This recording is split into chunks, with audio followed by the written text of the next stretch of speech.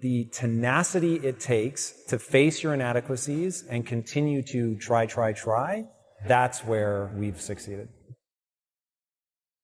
What I'm good at, and what we're good at together, is not being right all the time. It's basically learning from your mistakes. Most successful people in the world are the people that can self-soothe. So can you avoid being triggered? If you're being triggered and you look outward and you're angry at the person that triggered you, that's weakness.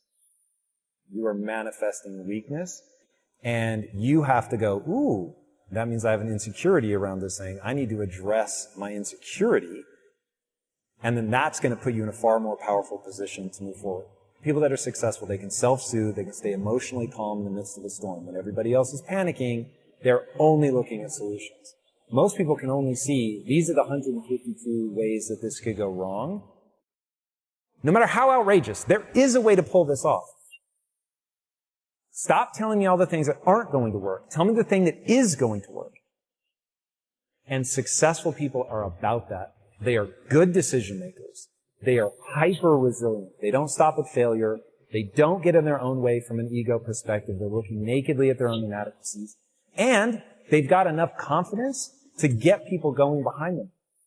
So if you can manage your emotions, if you've got the courage to fight through that storm, if you're not easy to knock off your pedestal, and you're humble enough to know that you're almost certainly making mistakes so that you know when to correct course, that's the recipe. The thing with excuses is sometimes they're very true, but it doesn't serve you. It doesn't serve your goal. So are you going to let it sit with you, or are you going to find a way around it? The key to me being driven is identifying what my passion is and my mission is. So if I don't have a passion and mission, then I don't have a drive. If I could wake up every single freaking day and fight for that 14-year-old girl that was me, that didn't believe in herself, that felt ugly, that was teased, that was made fun of for my looks, I will fight for that 14-year-old girl so that if I can help her to believe she can become anything she wants if she sets her mind to it and works hard, then I feel like my job is done. Every day I wake up to that 14-year-old Lisa. You can become anything you want to become, but you're going to have to pay a heavy price to get there. So the question is, what is it that you want to do? Problem is, people are expecting something to be self-evident. They are told a lie that they're born with a purpose. You're not born with a purpose. You're going to decide that this passion, this thing that you've worked your ass off to get good at, that allows you to serve not only yourself but other people, that's now your purpose. Nothing is ever going to be self-evident. You're never going to come across something like, this is what I meant to do with the rest of my life. You are going to find something that gives you more energy than it takes. I only do and believe that which moves me towards my goals.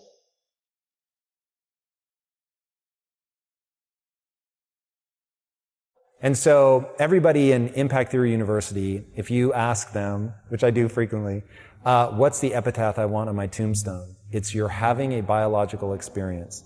I really want people to understand, like, you can learn about the brain and it will reveal things to you about yourself that'll be unbelievable. If you're trying to get in a relationship, if you haven't read books about the difference between men and women, you're in real trouble. The world will be very confusing to you if you think that men and women are the same. So understanding the biology of this stuff, that was one of the big turning points in my life that finally allowed me to believe in a growth mindset. Was I just started researching the brain. And it was like, oh, there's this thing called brain plasticity. Your brain actually changes no matter how old you are. Your brain changes. And I was like, okay, well, if that's true, then if I put time and energy into something, my brain will change, I'll get better at it, and that will improve my skills. And then another obsession of mine is to get people to understand skills have utility. You don't read a book to get an A on the test. You don't read a book to check something off a list. You read a book to learn something that lets you do something in the real world that other people can't do. And so Elon Musk has a great quote. You're paid in direct proportion to the difficulty of the problems you solve. So you're learning something so you can solve problems, hard problems, that other people can't solve. And so once you understand, oh, this is mechanical. My brain is designed a certain way. There's a certain path that I have to walk to gain skills. And then skills let me do something other people can't do. And by doing things other people can't do, I'm able to serve myself and the group That's fulfillment. Fulfillment's the point. It is so mechanistic. It's all just deadly simple. And when I'm giving honest answers, I'm always looping around, this is how the human mind works. And every time I say something controversial, it's always about biology. Like, if you want to fight it, fight it. You're going to die tired, and I will propel myself forward because I'm not judging what is true. I don't deal with the world the way that I wish it were. I deal with the world the way that it is. The thing with excuses is sometimes they're very true, but it doesn't serve you. It doesn't serve your goal. So are you going to let it sit with you, or are you going to find a way around it? So let's say a lot of people's reasoning, which was ours originally when we wanted to make movies, is we don't have enough money. So we're just going to go and do this thing until we have enough money. We don't have enough time. And the truth is, if you play the no BS, what would it actually take? And you say, I don't have enough money. Then you keep going down and go, well, how much money do I need? Okay, what would it take for me to get that money? And sometimes people don't want to look at the answers. So maybe it takes you having to sell your house, move in with your in-laws, and rent one of their bedrooms for the next 3 years in order to save your money so that you can go and start a company. Well, some people don't want to do that. Okay, well, at least now you have your answer, and you're not sitting there using the excuse that you don't have enough money. You just looked at it and like, oh, for me to get there, I need to live with my in-laws for 3 years. I don't want to do that. And now you've just decided. And now you're not beating yourself up over, oh my God, I can't believe I'm not there yet. Or like with us with Quest, we didn't leave ourselves any room for excuses, because we just went down that list of, are we giving this over? Are we doing this? Are we actually showing up? And if the answer is no, then how can you expect to reach your goal?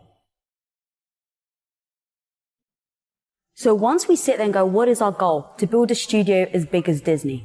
All right, before you even get started, we sit there and go, what? Like, no BS. Don't try and say like the things that we want it to be true.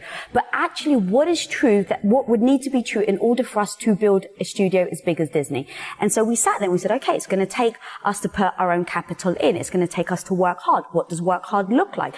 Is it a certain amount of hours? Is it a certain amount of achievements where you put things into place and you make sure you're always incrementally working towards that?